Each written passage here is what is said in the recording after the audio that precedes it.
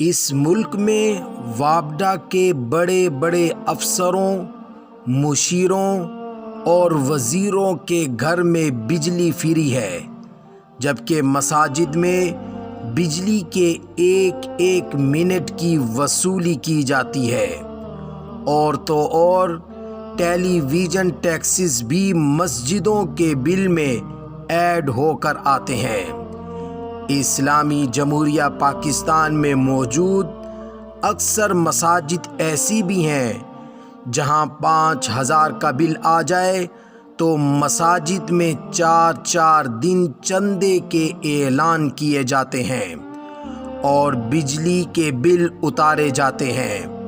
اور بل نہ دینے کی صورت میں ان مساجد کے میٹر کی لائن بھی کاٹ دی جاتی ہے، اور نمازی جن میں بزرگوں کی تعداد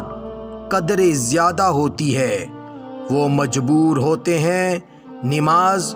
اور دیگر عبادات انہی حالات میں قائم رکھیں۔ نیا پاکستان بن چکا ہے، کیا ہی اچھا ہو کہ نئے پاکستان میں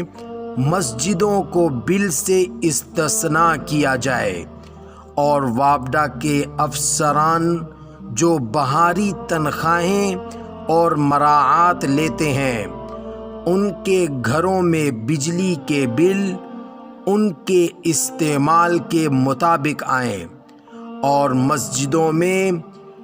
یوٹیلیٹی بل کو فری قرار دیا جائے۔ اس سے نہ صرف ہم اللہ کے گھر کی خدمت کر سکیں گے بلکہ اپنی آخرت بھی سنوار سکیں گے۔ آگاہی کے لیے اس ویڈیو کو زیادہ سے زیادہ شیئر کیجیے